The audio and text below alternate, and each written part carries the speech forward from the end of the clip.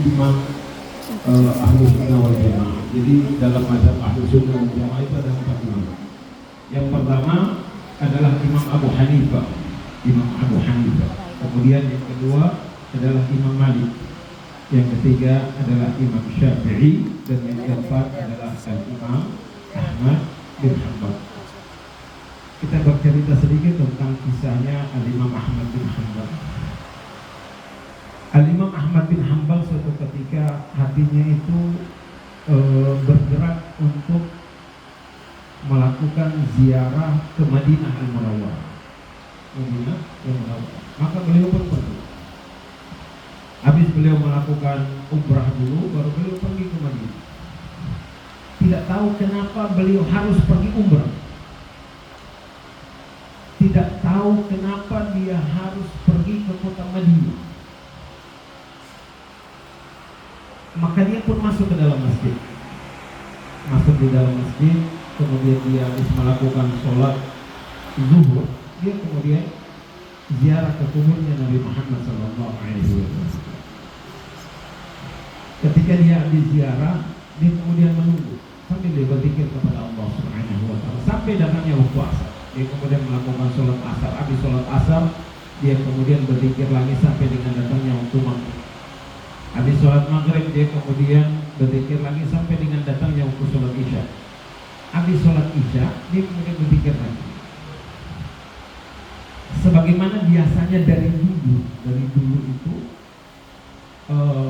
Masjidil Haram atau Masjid Nabawi itu selalu ditutup. Itu dari dulu, bukan dari nanti sekarang. Dari dulu itu selalu ditutup. Nanti jam 3 subuh baru dibuka lagi. Maka Imam Ahmad bin Hanbal ketika dia sedang berzikir di sholat isya, tiba-tiba datang petugas untuk membersihkan Masjidil Haram. Maka semua orang pun dikasih keluar, termasuk Imam Ahmad bin Hanbal. Di zaman itu beda dengan orang di zaman. Artinya di zaman itu belum ada HP. Jadi orang belum terlalu tahu siapa Imam Ahmad bin Hanbal. Mereka dengar, iya mereka dengar. Tapi mereka tidak tahu ini loh sosoknya Imam Ahmad bin Hanbal. Beda dengan sekarang, zaman orang sekarang kan semua orang tahu. Ini Ustaz Abu Somad datang saja kita tahu, oh ini Ustaz Abu Somad. Ya kan kita tahu di mana dia punya perjalanan, dia mau kemana. Ya kalau nggak salah sebentar malam makanya dia ada acara di Palu. Di zaman itu tidak ada orang mengenal, sosoknya tidak dikenal karena belum ada HP.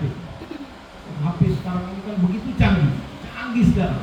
Apa yang terjadi memang kata Nabi Muhammad SAW, saya di zaman akan datang nanti satu zaman, kata Nabi Muhammad, apa yang kejadian di barat, orang yang ada di timur itu mengetahui dalam waktu yang sama. Yang sekarang kita kenal dengan HP. Apa yang terjadi kita lihat di kota Palestina, iya kan, saudara-saudara kita yang dibantai di sana, kita langsung bisa melihat apa kejadian gempa yang ada di mana-mana, kita bisa lihat dalam waktu sekejap. Di zaman itu tidak ada yang mengenal Imam Ahmad bin Hanbal. Mereka hanya mengenal nama.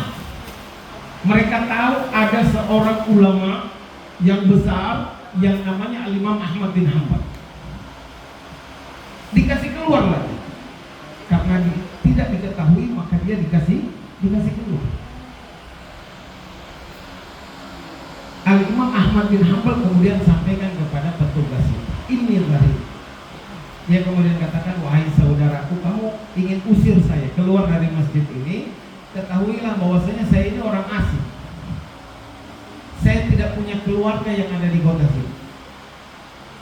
Petugas ini tidak mau tahu. Dia kemudian katakan, itu bukan urusan saya, itu urusanmu, kamu keluar dong. Karena ini waktunya kami ingin tutup masjid, karena kami ingin kasih bersih di masjid. Maka Imam Ahmad bin Hanbal pun keluar. Dia kemudian duduk di salah satu sudut daripada Masjidil Haram. Dia duduk di situ. Dari kejauhan ada seorang tukang roti. Tukang roti, biasa roti itu kan dipanggang sama kayak roti Arab itu kan tahu kan, orang tahu roti Arab itu dipanggang gitu. Dia ini penjual roti. Kerjanya dia di waktu malam dia panggang, kemudian di waktu pagi dia menjual. Dia lihat dari kejauhan ada orang di situ. Maka dia pun datang mendekati Al-Imam Ahmad bin Hanbal, dan dia tidak tahu bahwasanya yang dia datangi ini adalah seorang ulama yang besar. Dia kemudian katakan, "Ya akhal muslim, wahai saudara, inni ra'aituka ghariban. Saya melihat engkau ini adalah orang asing. Bagaimana kalau seandainya ini malam engkau nginap di rumahku?" Al-Imam Ahmad bin Hanbal kemudian karena tidak ada tempat tinggal, maka dia pun tinggal dengan tukang roti. Tukang roti ini kemudian persilakan Al-Imam Ahmad bin Hanbal, "Kamu bisa istirahat di kamarku."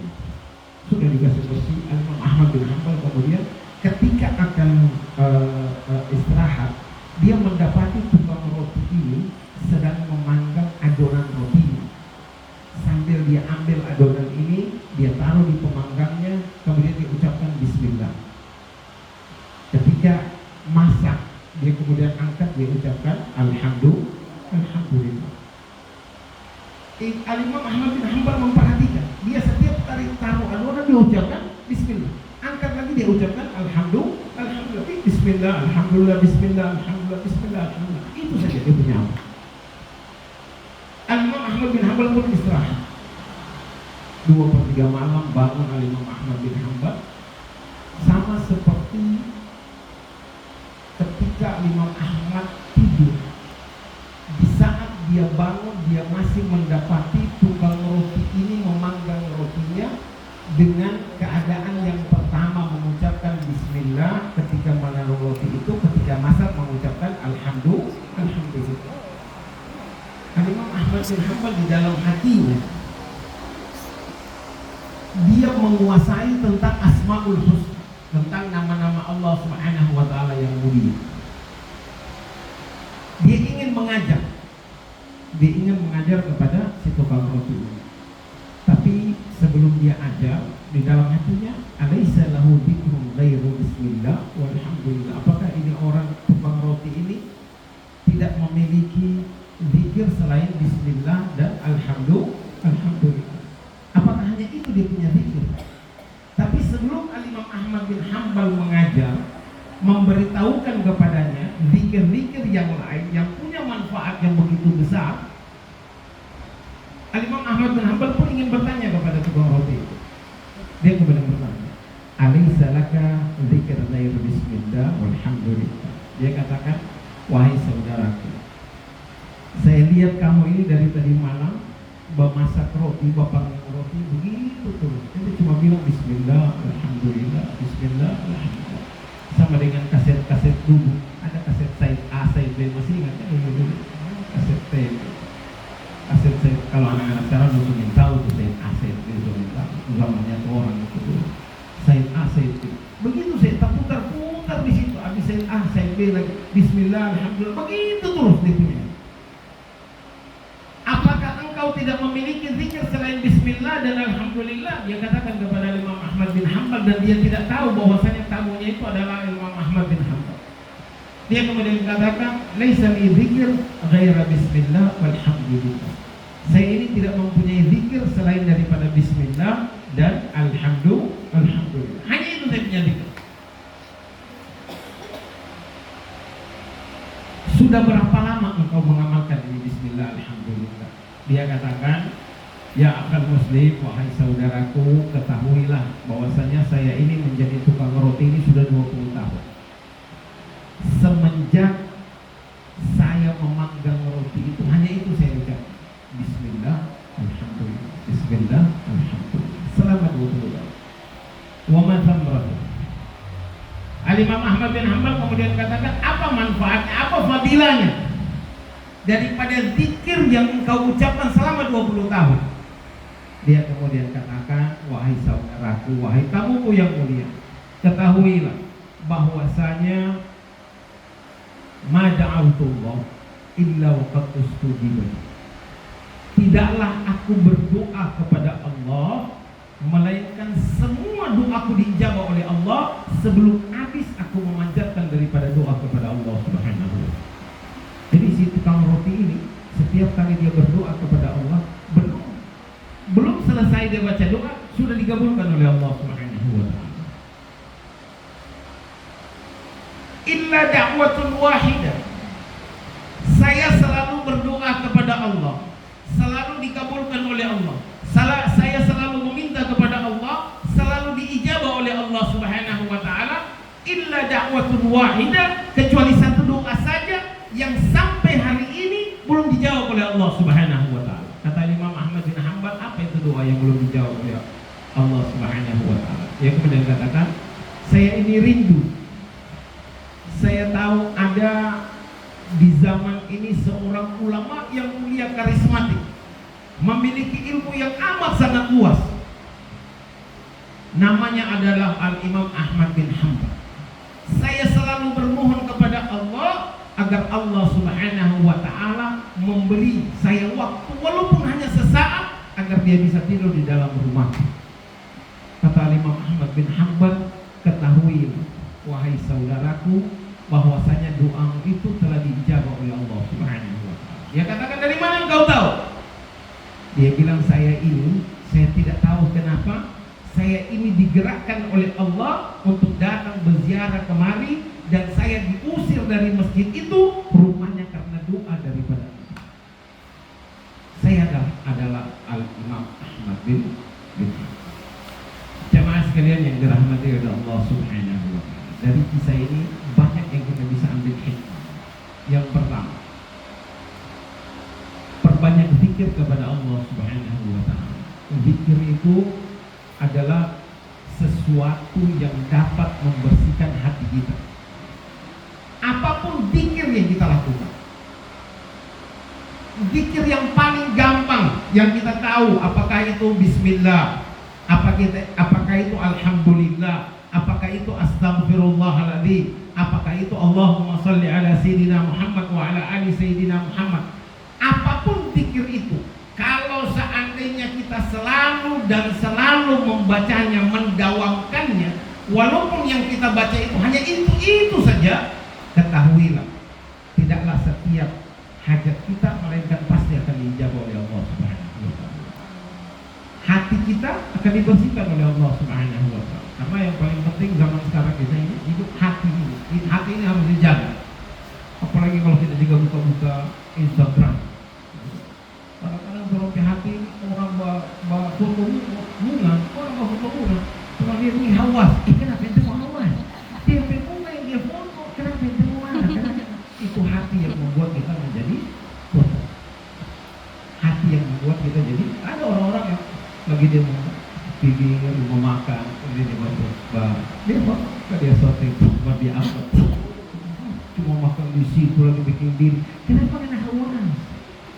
Itu berarti hati kita tidak baik.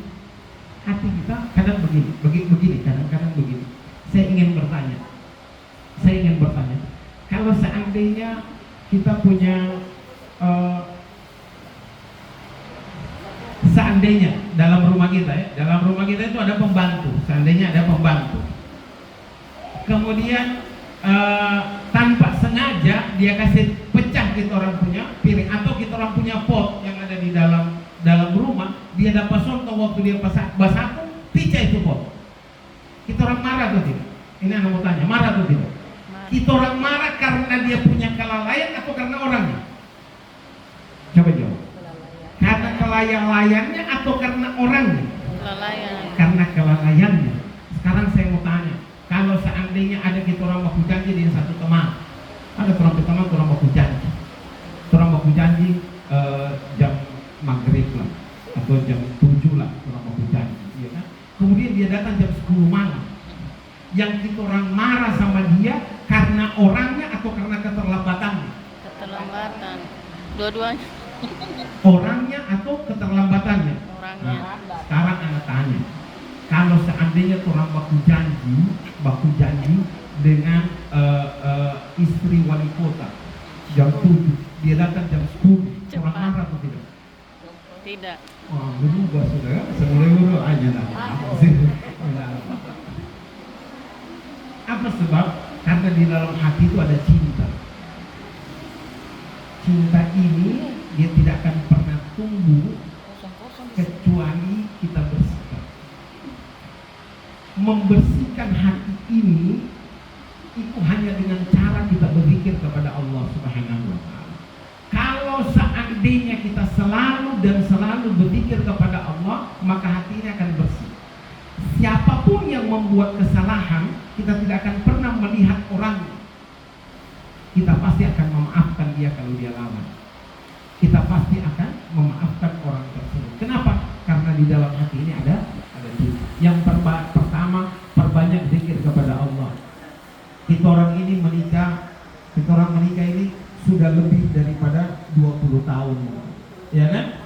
Kita orang menikah ini sudah lebih daripada 20 tahun. Sudah lama lah kita orang menikah.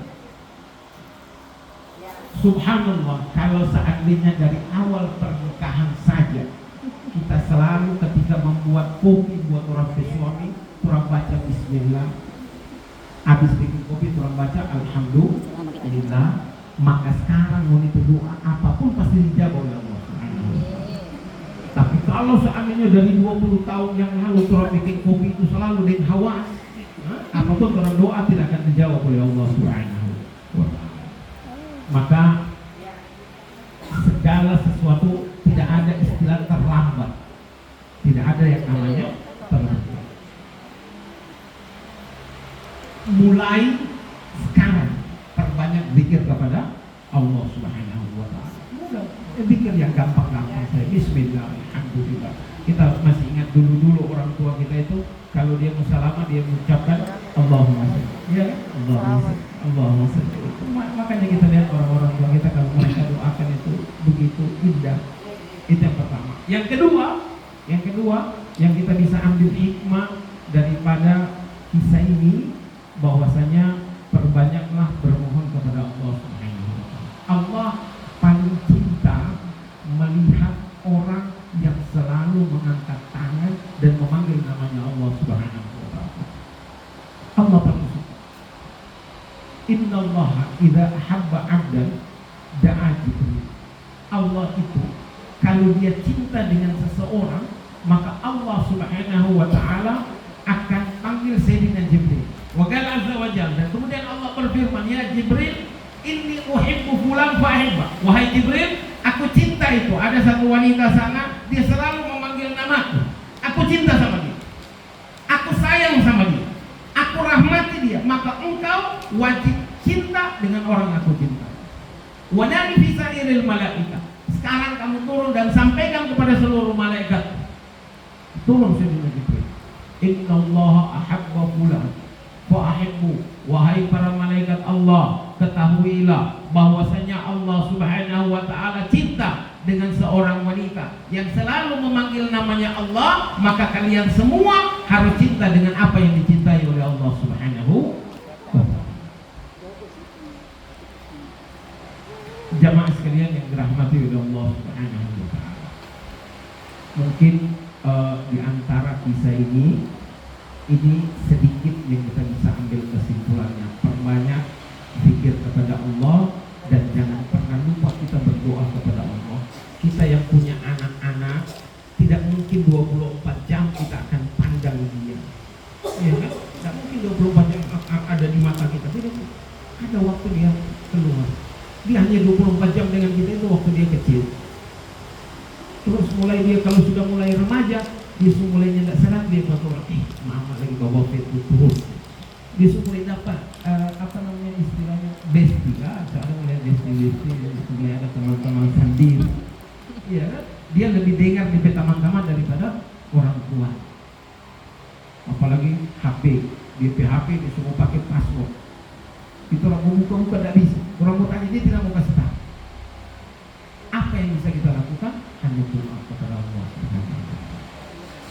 Hanya kita bisa doakan agar Allah Subhanahu wa ta'ala selalu melindungi mereka, menjaga mereka kemanapun mereka pergi. Itu yang paling penting dalam hidup ini. Karena doa orang tua terhadap anaknya itu sama seperti doa Nabi terhadap umatnya. Maka selalu doakan yang baik-baik. Jika punya anak nakal, ucapkan kata-kata yang baik. Jangan kita ucapkan kata-kata yang membuat kita kalau dia nakal, kamu nakal. Itu sampai tua dia bakal nakal. Kisahnya Imam Masjidil Haram, Al-Imam Sudais. Al-Imam Sudais itu waktu kecil nakal betul. Ibunya itu kalau marah, ibunya kemudian katakan, Allah yahdi, mudah-mudahan Allah Subhanahu wa ta'ala memberi hidayah kepada engkau.